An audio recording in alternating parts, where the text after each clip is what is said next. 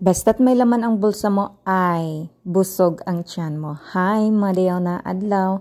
Ako pala si isang OFW dito sa Taiwan, and for today's video guys ay ito yung mga kaganapan namin sa night market. So namasyal kami dito kasi mga gutom ang person, at ito yung mga food display dito sa night market na doon sa Sinying Tainan. O diba, daming foods guys.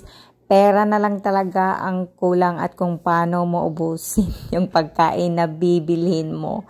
So, maraming klase ng pagkain dito guys. This time, konti lang yung nag-display kasi medyo maulan at yung mga tao hindi masyadong gumala talaga.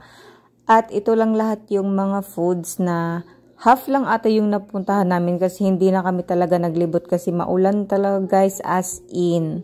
O diba, maglalaway ka talaga sa mga pagkain nila dito sa night market. At masarap pa. Tara, kain po tayo.